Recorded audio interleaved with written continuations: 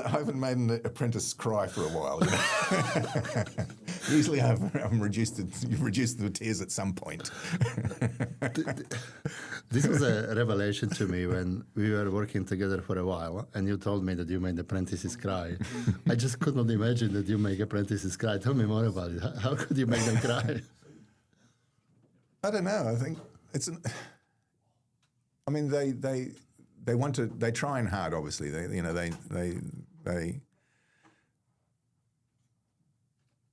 they work into their capacity, you know. And when I show them that their capacity is nowhere near that it needs to be, you know, they think they're doing a wonderful job. But when I explain to them that, hang on a minute, you know, you have got no idea how far away from the goalpost that, you know, you've just kicked that sort of thing. So they become disappointed with themselves, you know, because they always want to impress the boss or, you know, do the right thing. You know, the ones that care. The ones that don't care, they don't last long, you know. But the ones that care, and I see them as a good prospect, and I'm prepared to, you know, okay, calm down. Let's just work this through. The ones that can stick and muscle up and can put up with it, put up with my picking at them or, you know, tearing them down. Mm-hmm. They're the ones that become great. You know, I'm pleased to have them, and they enjoy working for me. But they just got to know where the boundary is. Yeah, must be very rewarding. You've been in business for how long now?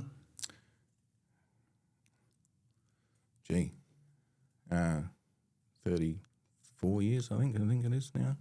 Or something like that, or maybe even more. Yeah, maybe even a bit more. Was it 35th 91, anniversary? 91. 91 is when I started the business. but I had been working for my father for about 6 years before that. Yeah, so the business is established for decades.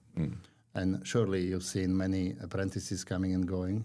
Yes, I actually, we had a comment from, because you know we did that YouTube video we had a comment from someone, I can't even remember who he is, and he says, I wish I'd stuck with Alex at Future Engineering, because I could see, you know,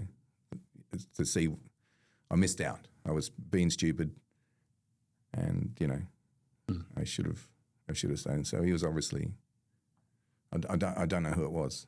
Name sort of rings a bell, but I can't put a face to him. But there was one of the comments from that video we put out. That's amazing. Yeah. People sometimes see only from the longer time perspective what happened to them or what they could do or miss out. And my heads off to him by finding the courage and wrote that comment, because at the end of the day, it also takes a bit of courage to recognize and acknowledge that. Now, if I would be your apprentice and Alex's apprentice, and I am, I don't know how old are apprentices these days, 16, 17-year-old, 18-year-old. And I am going to work for Alex. What advice would you give me to maximize my success? Look, there's some fundamentals that I learned when I was an apprentice that, you know, you got to adhere to. It's like turn up on time, be respectful, clean up after yourself, you know, have a think about, have a think about what you're doing, you know, and being enthusiastic, I think, is the main thing about the job, because the job actually can be fun. You know, it's not the ones that see it as, you know, I've got to do this or I've got to do that, it's boring or it's dirty, or, you know, they're not going to last. So I think that, you know, the ones that are keen to learn and want to learn, you know, even we got ones that are one in particular I'm thinking of right now, very keen to learn, wants to impress, but is a bit slow on the uptake. I don't know if there's some type of spectrum he's on at the moment. What we push in doesn't sort of retain. So, but we're still prepared to work with him, because we can see that he wants to do it. You know, it's and I think in this day and age, you know, it's easy to see those types of kids that are working for me, which ones are enthusiastic or want to be there. Look, there's some that have probably, I may have been a bit too hard on them too early. I have to sort of be careful how I treat them as well, because they're not as there's not as ridges as I would have been. I can remember my supervisors being. I remember the times when I know I deserved it, but I also remember the times that I didn't deserve it, and thankfully I stuck at it, and just gave them the benefit of the doubt that they were wrong at that time. But some kids, we had one, which I even still now I think I probably should have done it differently, because he would have been very good. But I called him out on his on something, and he said, "That's it. I don't like the way you talk to me, and I'll see you later." So that was, I'm disappointed by that as well. So, but yeah, generally, if you get kids that are willing, I'm happy to teach. And even the TAFEs, when my kids go to TAFE college, they sometimes they come back worse than when they went in, because the teachers aren't engaged. They don't care one way or the other if the kid is engaged, but seems like it. And it's disappointing to send them to TAFE when they could learn so much more being with me and my company and the people that are in it. They don't want to go there because they're not being taught the correct way or the correct techniques and the fundamentals, I suppose.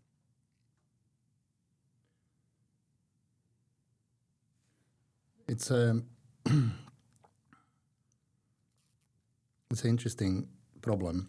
The schooling all up. I speak to a lot of people, and I think schools and education have a difficulty to catch up with the rate of innovation and the changes that happens in the world. You would probably seen amazing changes in your life when you started the business, and the machines that you have now.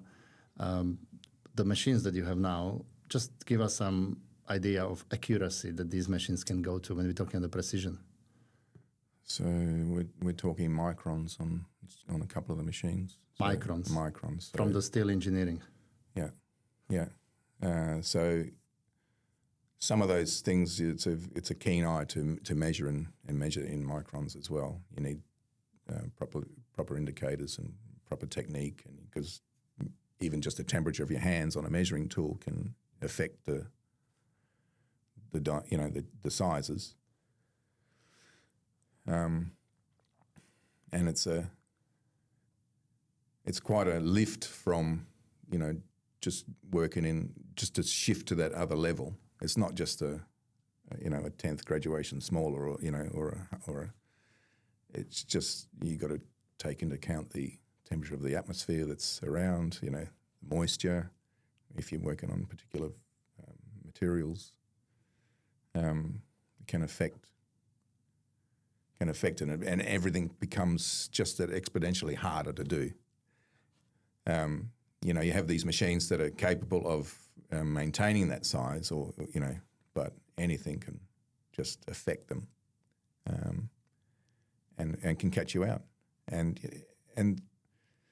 tolerances are getting closer. I have noticed that engineers or designers that pull out product, they're aiming for they're putting that extra digit, after the decimal point, and is this really necessary? Do you really want to spend that sort of money for me to get you to that point? So sometimes, as far as back to education, education's educating some of the engineers to what's really necessary and fit for purpose. But we can do it if they're willing to pay it, we can do it. I'd say it's an art. Can you tell us what needs to be measured in microns? Can you give me a couple of examples? Like, it's a bit of a sliding scale. So obviously, the smaller we mainly work in diameters. So it's a round shaft that goes into a round bush, and the two shall meet. So the fit is. It's a bit hard to say. Is it the machine, parts of the machines we're talking about?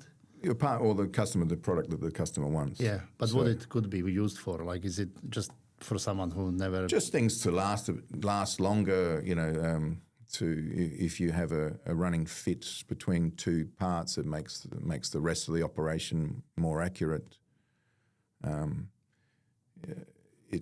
So if you're reaching out further, if you're extending your arm, if you like, the more accurate your muscles are, controlling your shoulder, the more chance you are at hitting the right point. So when things get bigger and need control to be accurate, all that starting blocks needs to be accurate, highly accurate and stable and so on. And then different materials react differently.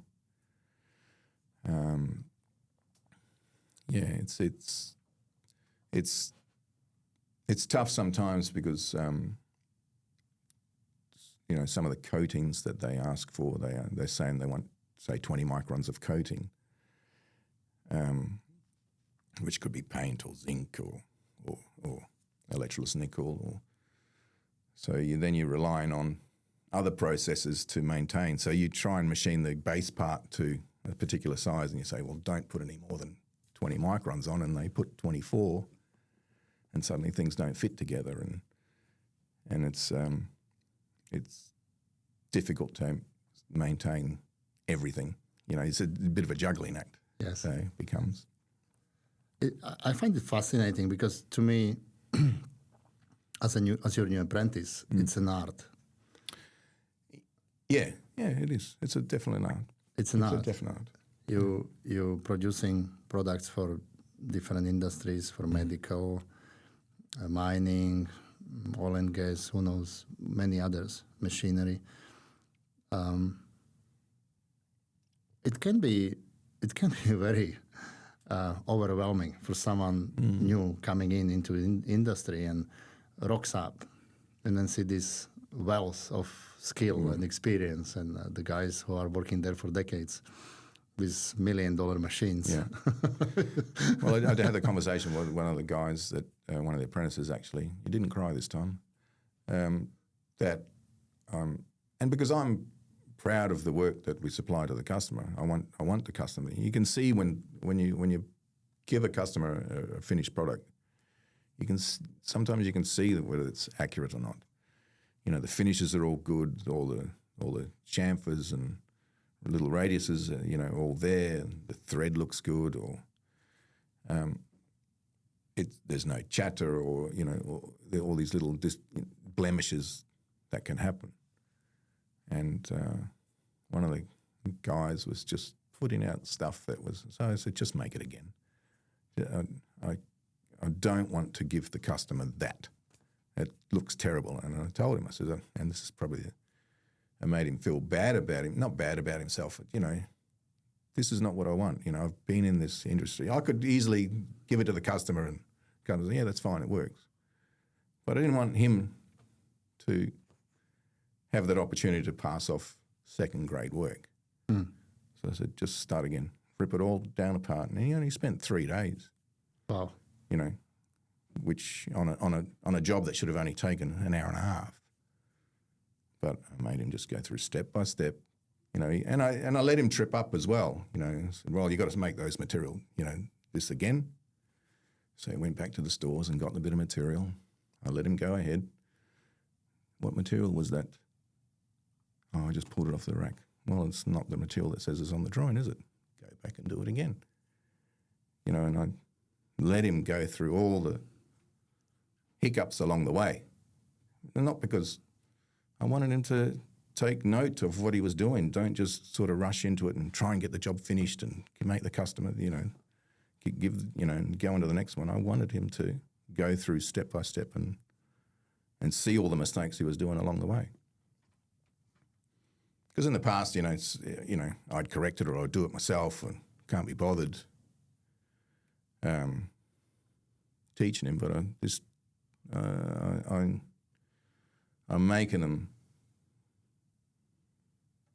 become, liable for what they do. So I don't want them to just punch out crap, Well, that's what makes you who you are, I suppose. Yeah, well, as I said to him, I've been doing this for 30 years and I just cannot give the customer that. I'll be embarrassed to do that. So there is a reason why you have the reputation as you do, and that's right. why people to come to your shop to learn and to see. And what you just described to me is an amazing amount of generosity and investment that you're giving to people. And this is what a lot of people don't realize, that when they come into the business and they're learning, it is actually your time and your investment that you're giving them. It's something that I guess they're getting paid to learn. But they don't really see it that way. Many people don't really see it that way. They see it as, I'm here, and you better be happy that I'm here. You pay me my money, and I'm out as soon as the clock is off. Yeah. Which is very short-sighted mindset, in my opinion. Because if I get the opportunity to be taught by master craftsmen, and I call you master craftsman, and now you are, it's an enormous privilege. It's a privilege because the best, you are learning from the best. And you don't get it that easily. No, and whether the guys stay with me or they move on and they go to another company, I want them to be a brilliant tradesman. I don't care if they're doing it for me or for someone else. I'm happy. It's kind of a commendation, if you like. No one has ever called me for a reference on someone who's actually worked for me, because I believe I have a reputation around Perth, at least, that if a guy has trained with me and gone through that he's going to be a great tradesman, that he's going to be an asset to whatever company, and I'm happy for that. I'm happy to see them, if they can go and get more money somewhere else and do what they're good at. It doesn't bother me. I'm happy to go and train with someone else. If they want to move on, it's fine by me. A lot of them come back. Do you welcome them with open arms? Depends how they live. Depends. Yeah, depends how they live. Yeah. No, I do. I've welcomed stuff. I've even had one. Can I come back? I said, yes, of course you can come back. It's interesting because I just got recently a piece of software, and there is on an exit interview question there is a tick box: eligible for employment, yes or no. So it depends what I tick. I let somebody else to have a pleasure of their company. Look, I've created I'm not trying to sound. I have everything I need. I want the business to continue after I'm gone. I want it to be just as as much fun, as I see it. I enjoy going to work. It's Saturday and Sundays. If Jo's out swimming or whatever she's doing, I'll go into the workshop, and I enjoy walking around the place and seeing and thinking about how to improve a technique or something like that. Or I must remember to go and tell him to go and do that, and and it's my creation, I suppose. It's your mission. Yeah, it's your mission. Yeah. It's not your work. No, it's not my work anymore. No, it's I go to work, turn up to the workshop because I enjoy actually being there. Sometimes I'm bored. Sometimes I use those opportunities, those things where no one else can do the job except Alex. Is I don't look at it as being. I look at it as an option. Well, I better show someone how to do this, rather than it being left to me.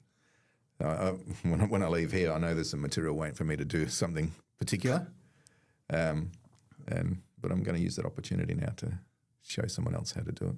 I'm laughing a little bit because there was a period. You know why I'm laughing? Yeah, because I know you're the welder. There was a period when I was coming to your office and you were welding. Yeah. Where is Alex? Alex is in the welding booth. Yeah. I know.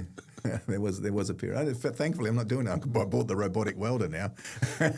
You fixed the problem. I fixed the problem. You bought the robot. Yeah, I got sick of you coming and laughing at me. Do you remember what you said to me when I asked you first time, what do you want from your business? Do you remember that day? Yeah, I know. Yeah. I said, I want to wear a white shirt like you and not have to work like like this. But now I don't want the white shirt. I'm happy to do that craft and do that. I enjoy it. I've got some great people working for me. They're wonderful people. They're so they enjoy it, and I can see the joy that they're getting out of it as well. Some of the guys that come, oh, sorry that happened, boss, or sorry, sorry, it doesn't matter. It happens to if something goes wrong, that's fine. It's just learn. The one thing I can't stand, I don't know how it happened, and I say to them, what did you do? And I don't know. And I said, well, that's no good because you're bound to do it again. So go and find out what went wrong, and oh yeah, it's because I did this or I didn't do this, didn't follow these steps, and yep, okay, let's go and do it again. Do it right. Own your mistakes. Own your mistakes, yeah. I had a phone call from my bookkeeper yesterday. He was so apologetic because we always pay our credit card bills on time. Yeah. So we use the credit card for convenience, but we never owe money on a credit card, so we never pay any interest. Now, unfortunately, on this occasion, he underpaid a little bit the final bill. And as a result, we ended up being charged by the credit card company, quite a significant number of dollars. Right.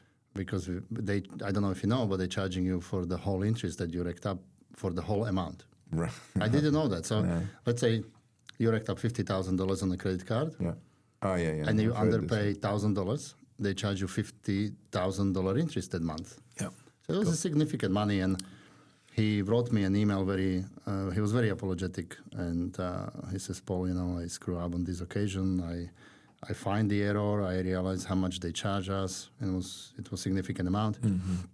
And he said, I'm going to pay it back to the company. I don't want you to be taking the responsibility for my mistake. Now, this is a response from somebody who's been working with me for a couple of decades. Yeah, wow. That's excellent. And what I did, what I did probably. I said to him, look, first of all, I don't want you to pay for anything. But what I'm going to do, I'm going to call the credit card company and ask them to reverse the charge, which I did. So I called them up and say, look, we accidentally underpaid. It came 2 days late for the small amount. Mm-hmm. And I think this is not fair, and I would like to ask you if you can reverse the charge. Yeah. Now, the guy was very friendly, very, very kind of say, sure, sir, I'll talk to my supervisor and everything. Sure. And then 2 minutes later, he says, I've got a great news. We've returned the money. And by the way, we would like to thank you for your business. You've been with us for 23 years. Yeah. Awesome. Awesome.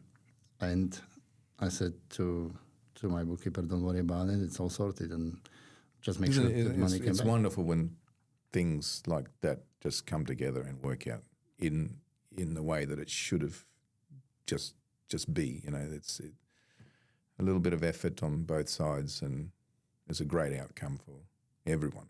Yeah. And there isn't There isn't enough of that, I don't think, in the world. It's everyone's sort of out for themselves and so on and so forth. It's great.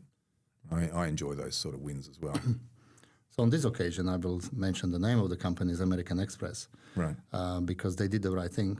Yeah. And I'm teaching people and kids that not everything that happens is final. Yeah. Not everything that happens to you is final. It's good or bad. Things happen. People make mistakes. He owned his mistake. I didn't have to own his mistake because he did so many good jobs. And people do work. If you do work, you make mistakes. Yeah. If you don't do nothing, you will never make a mistake. No. So it's part of the job. It's how you own your mistakes and how you respond to mistakes makes a big difference. Yeah. And on this occasion, the MX guys, they got very well-trained staff. They are not legalistic about, you were late, therefore you pay. Yeah. Would be terrible for this podcast for American Express if that would be the other way around now. So you give them a good plug now. Exactly. And I will be... Well, they deserve it. Absolutely. Yeah. I'm going to... you see, I'm at the stage... You know me for a long time. We are friends. I will never, ever say anything for money. In fact, nobody will ever be able to buy my time for money. So even if American Express would call me and say, Paul, can you give us plug on the camera or whatever? No, I can't. I won't. Yeah. And that will be my journey to say that life is bigger than just the money. And going back to your apprentices and you, I personally believe that people who do their best work, their best work will always be answered in some way, form, or shape. For you, it is the business that you have now. It's your creation. It's the name that you have in the industry. It's the people. It's your customers. It's the friendships that you have with your customers. I saw you interacting with your customers. They're more like your friends than the customers. Would that be right? Yeah, well, even the ones that have left, that I still, every now and then, I give them a call because we used to speak, daily on, some of them. And, when they leave or they've retired or something like that, they feel, I don't want to forget them and just move on. I keep in contact with them, invite them to parties. How you doing? I regularly just flick through my phone. Oh, I haven't spoken to Rob in a long time. I haven't spoken to Jim, or I catch up with them for dinner, or and because in a way I'm thankful that they give them the work, but I'm thankful for the friendship as well. That they trusted me to do the work for them and their company, and they became friends. And it wasn't about, oh, well, see you later. I'm moving on to the next production manager, or moving on to the next, person. So those sort of people you gather along the way, the ones that understand your mistakes and your flaws and all the rest. Oh, don't worry, just, it's okay, or let's do it again, or, you can talk to them at any point. So, I miss them. So I call them. Yeah, and that's what, in my opinion, is a pinnacle of any work or any outcome you can do. Recognition and acquisition of the friendship, because friendship cannot be requested. No. You can't go to someone and say, "Can you be my friend?" Well, you can try, but it won't work. Yeah. Friendship has to be given. Yeah, and look, and I know that when I do start calling these people, even for the first time, if they haven't left, maybe I call them up 6 months later. Hey, how you doing? Well, they're surprised, and they're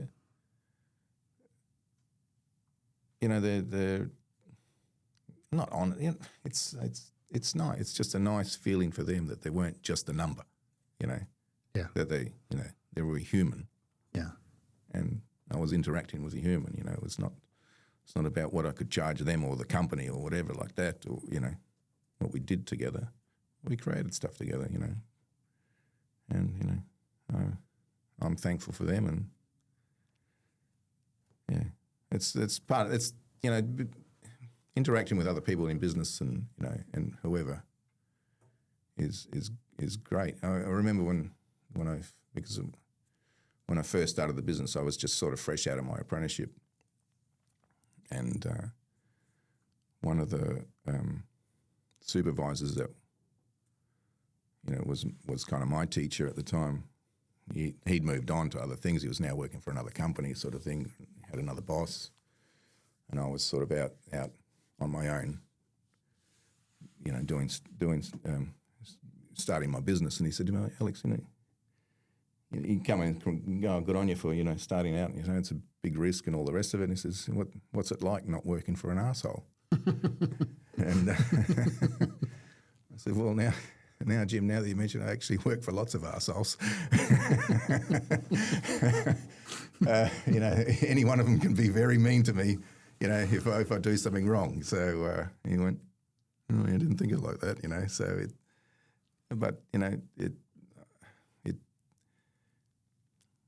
I've enjoyed the journey. It's been tough.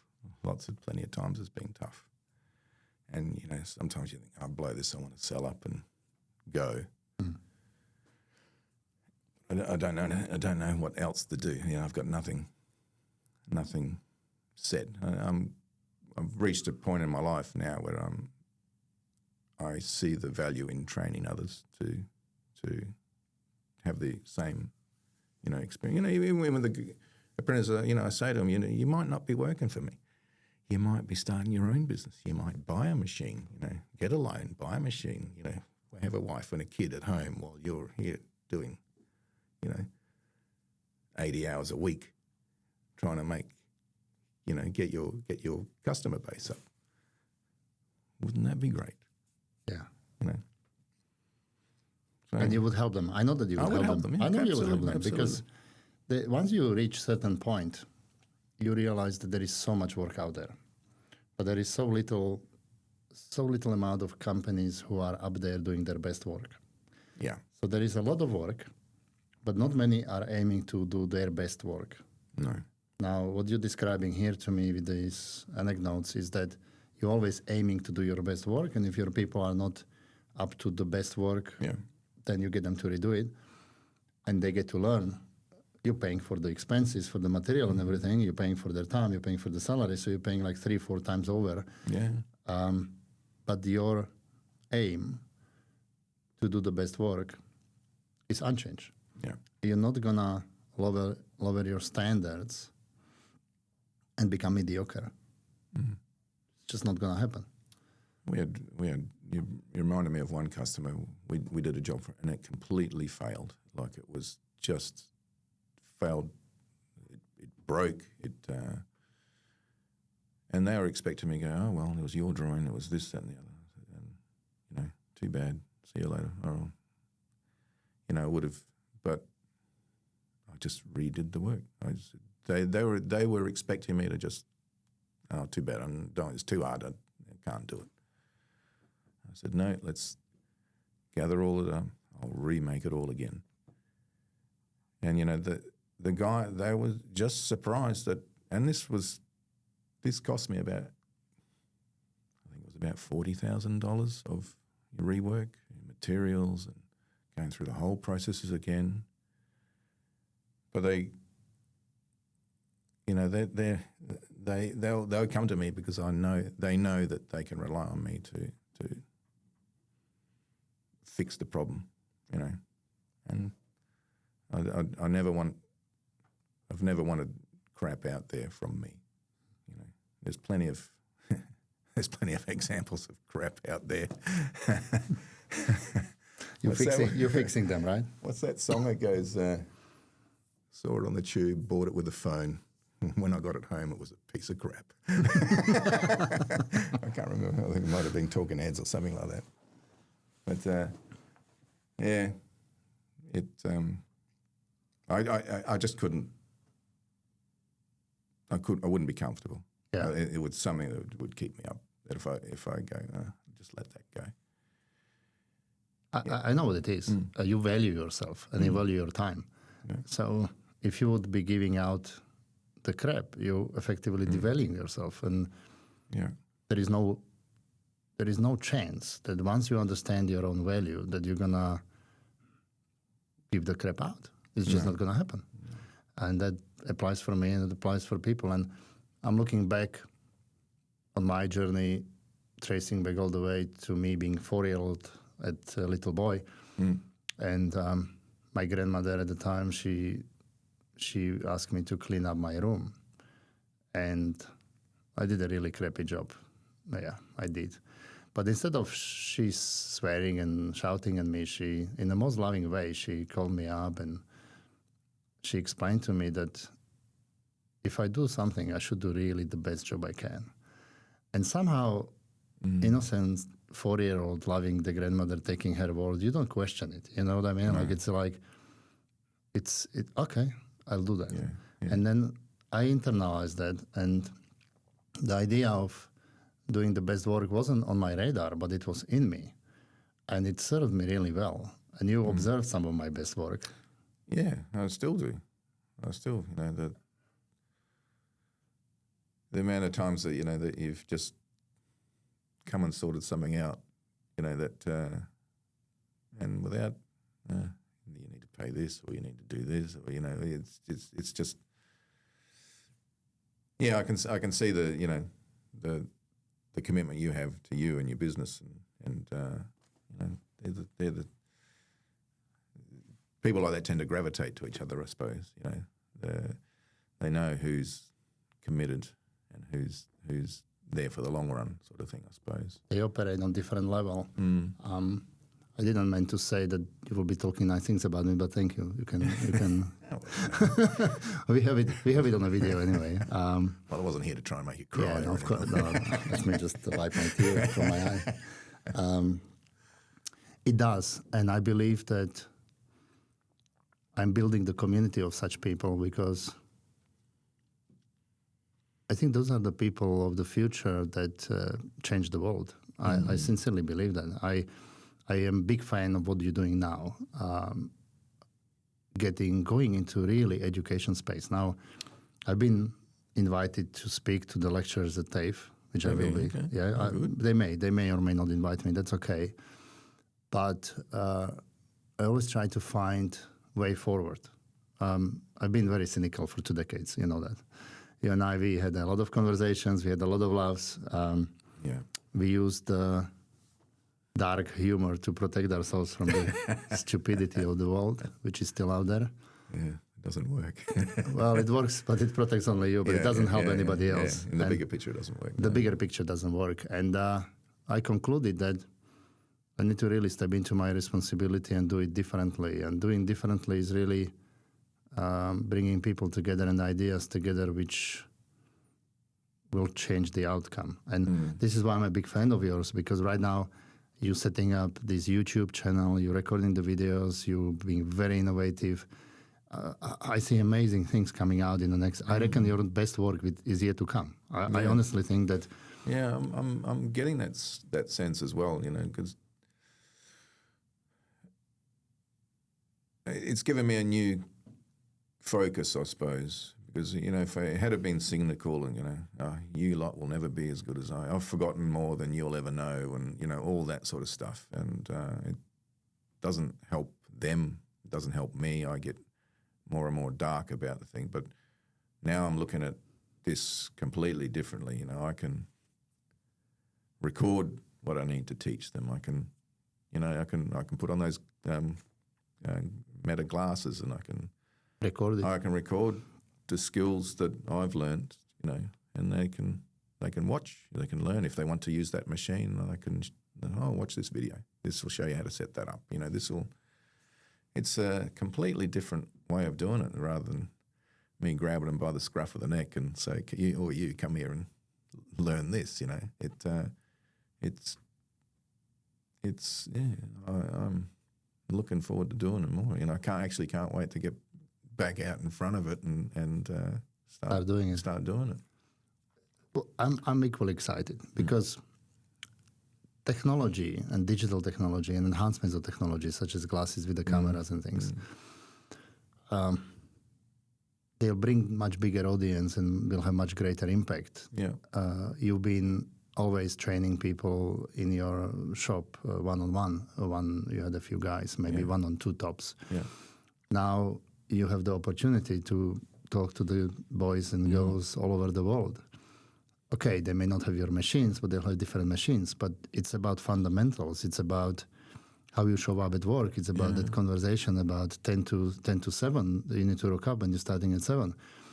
And to me, those are such a precious information and moments in life which can change the outcome.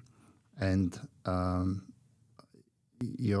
the way how you're going about it in terms of mentoring and teaching and recording and using YouTube. In fact, I see thousands, tens of thousands of people connecting to your master classes and being able to do it. And this is the beauty of keeping up with technology. I say that we are lucky. We are lucky that we are born at this point of time, because technology, AI, internet, everything around it, it just enables that. And well, I'm sorry I didn't pick it up sooner. Well, you kind of did. You kind of did, because you were always buying the biggest and best machines on the market. So you did in your main craft. And there is also maturity of technology. Like, we are in this amazing studio here. Ben spent a lot of money to set it up, and time and effort, and he loves his work. And there is no such thing as sooner or later. I think it will be late if you wouldn't do it today. So I wouldn't worry too much about it. It's same like with AI. AI in the next few years is going to dramatically change how we work everywhere. And then people who had the safe jobs, these jobs will not exist.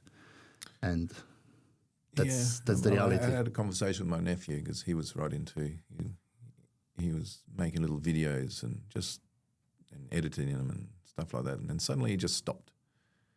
And I was saying, "No, what's happened? Why aren't you doing this anymore?" He said, "Oh, AI is this, and what's the point?" So I said, no, it'll just make your life easier.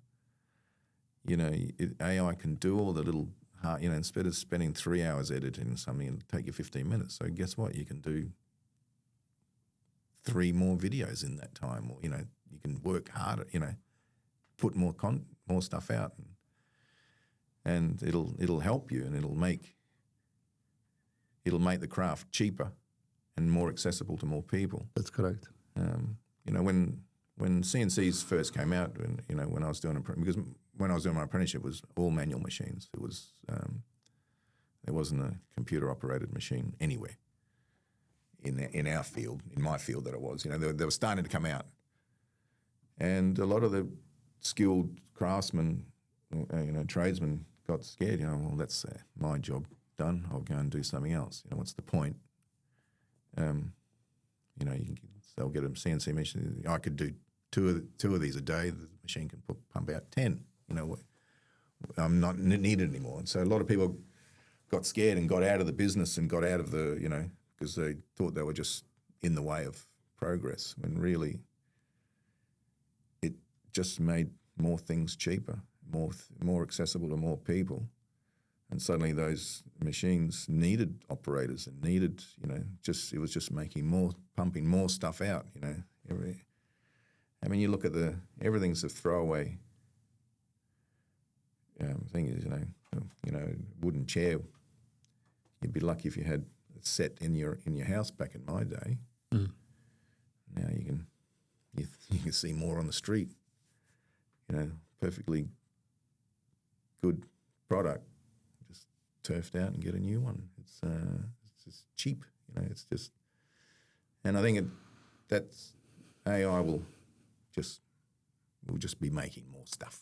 I think it'll be, yes, there'll be some things that'll, but I think there still needs to be a skill. AI is moving into my field as well now. At the moment, AI can read a 2-dimensional drawing. It can plot just simple things out on a say like a dimensional cutting machine. It'll do all the tool paths and all the rest of it, and just straight from the drawing. You give it the drawing and it'll do it. But there's always improvements. There's always, it's not there yet, and I don't think it ever will be as far as a full one-stop shop sort of thing. The way how I see it, Alex, is that AI is going to make master craftsmen better craftsmen. Yeah. Because those low-value activities that had to be done will be taken care of by AI. That's right. So it's like a helping hand, right? And I had a conversation with one of our AI engineers. It was a stunning conversation because he said to me, Paul, you won't believe it. I'm sitting here and have 3 robots programming for me right now, real time. And I said to him, how did you come to 3 robots? And he says, well, I activated this robotic technology and I ran out to the limit of the credits. So then I'm stingy ass, I didn't give me the money. So then he activated another one with another company, another one. So he's got now 3 robots actively programming for him. Yeah. And I said to him, Paul, that's great. I'll give you money and then you get 15 of them. And he says, it doesn't work like that. Yeah. And I said to him, why? What's wrong with it? He says, my cognitive power that I have to have these 3 robots working for me is on much higher output than if I would be doing the programming myself.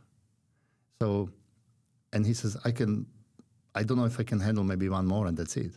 Yeah. So what it is, you need to be much better at what you do to be able to harness that power that is given to us. Yeah. So it will push you to the new level.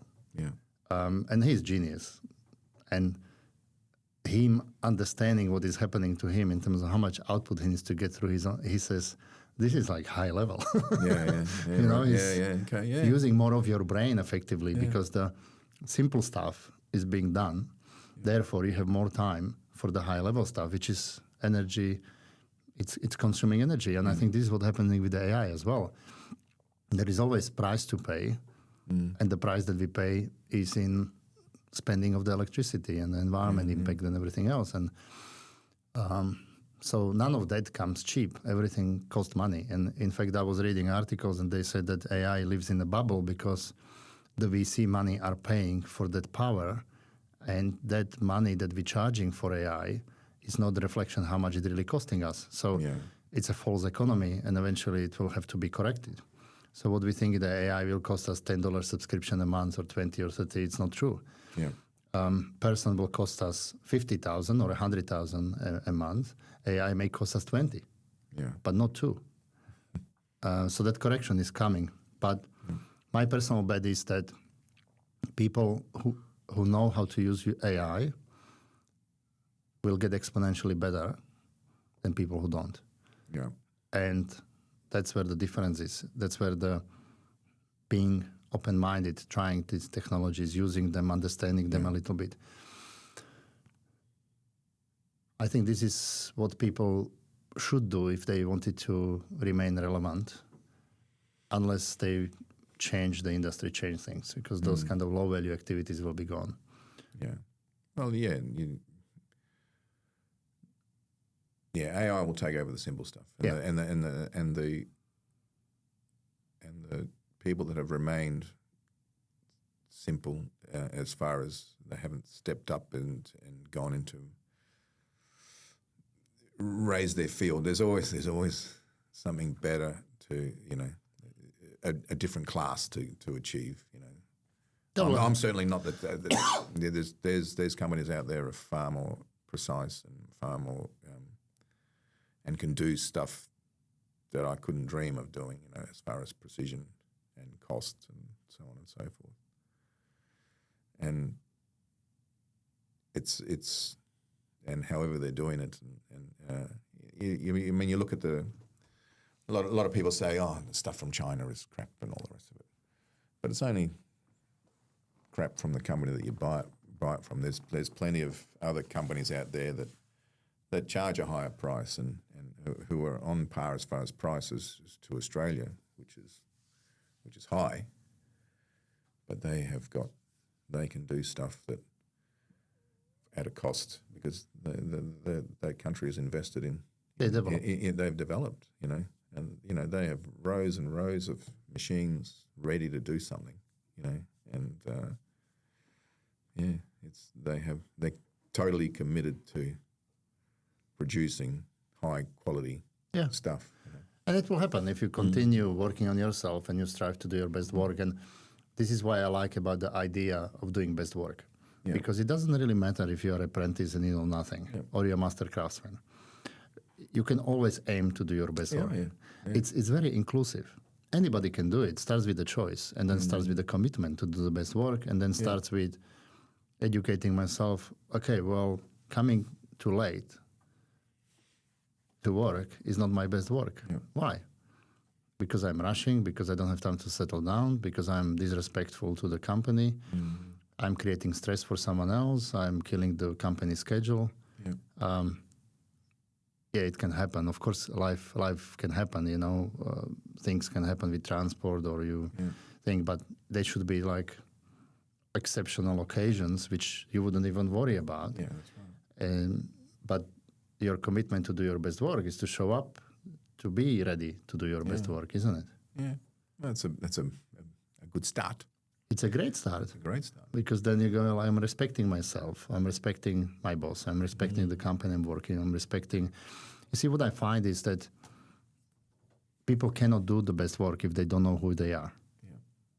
Because if I don't value myself, how on earth I will be valuing you? Yeah. I mean, some of the apprentices, we definitely see a change, you know, once they move out of home. You know, the kids that are got a roof over their head, mum's cooking for them and dropping them off at work, and you know, they don't see the value in, you know.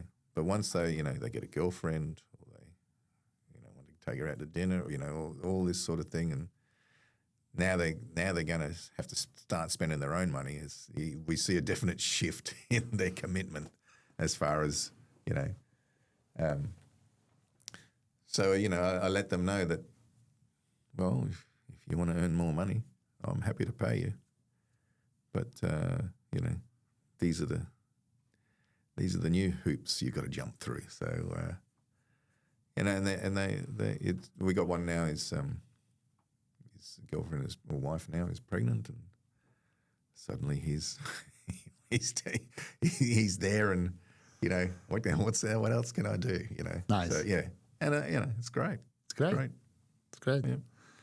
So I'm writing down the respect, being precise with your commitments in time, if you like, and the quality of work. Responsible, I suppose. Responsible. Own your mistakes.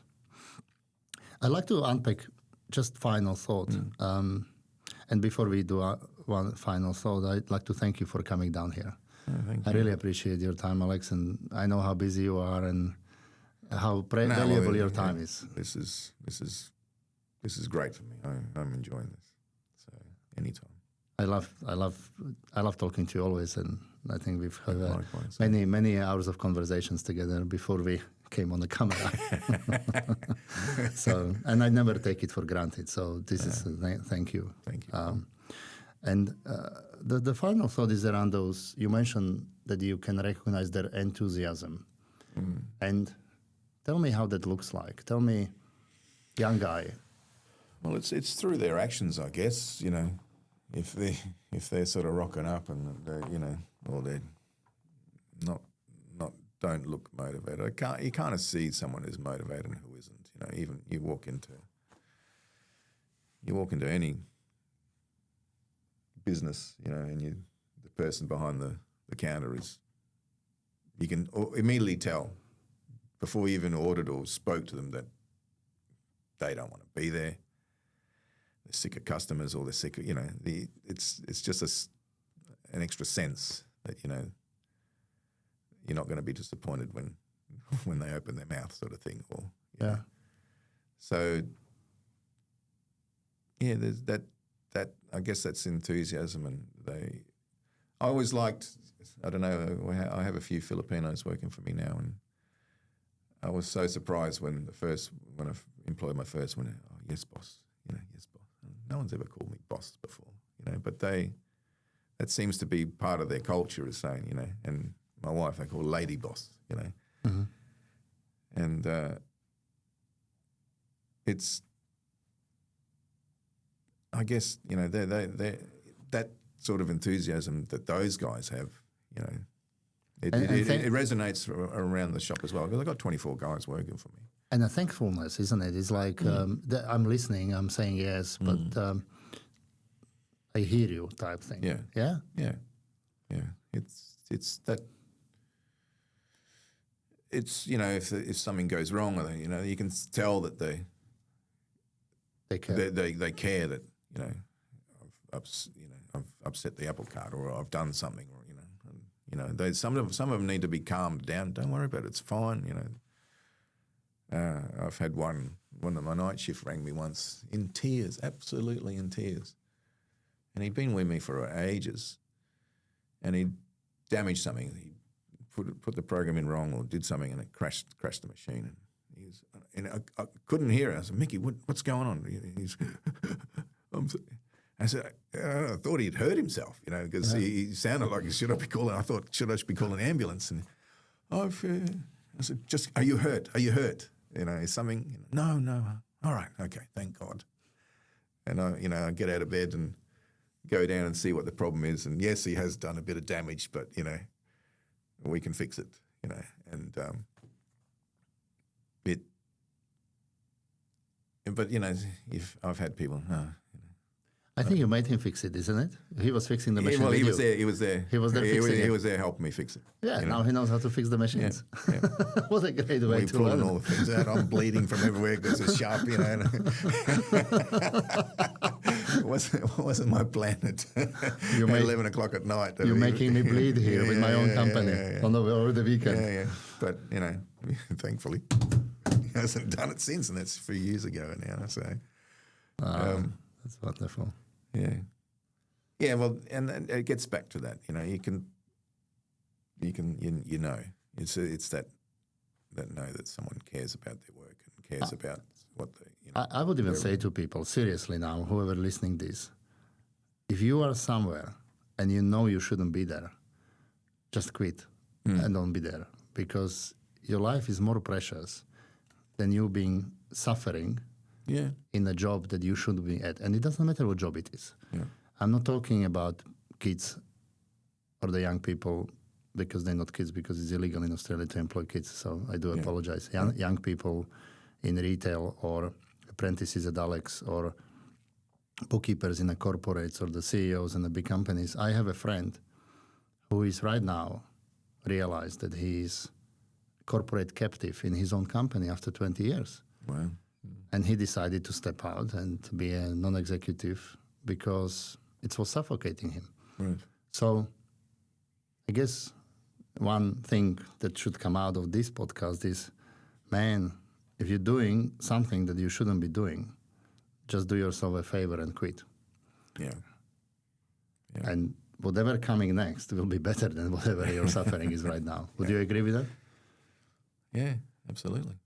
Go back to your mom and camp around the house a little bit longer, or whatever it is. Yeah. But I think that your life is by far too precious not to do your best work. And maybe just look into the mirror and say, hey, what can I do to do my best work? It is doing your best work is rewarding. It actually, you feel good that, you know, you've done a hard day's work, or whatever it might be, and you've got a bit of sweat on your brow, and you know, but you're proud that you've done it, you've created it, or made something happen. It's quite rewarding, you know. I find it rewarding. It's fulfilling. Yeah. It's like you and I, when we were working on things, and we never stopped until we got it done the way how it needed to be. Yeah, that's right. Even if it's a rework, even if it starts from scratch. Happens to everybody. I don't know any master craftsman who would start doing something and it would be the perfect first time around. It doesn't happen like that.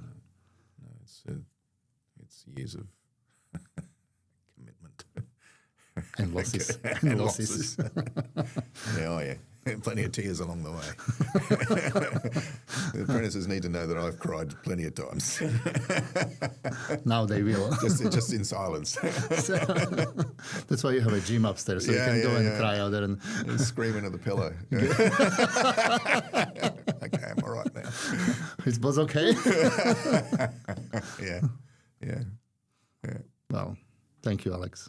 Thank you very much. I appreciate it. No, it's been great. Looking forward to our next one. I look forward to our conversations. Always. We haven't had enough of them lately.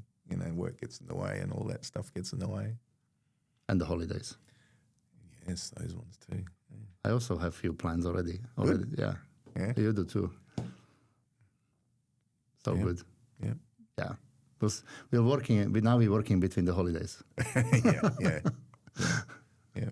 All right. All right. Good to have you. Thank you very much. Thank you.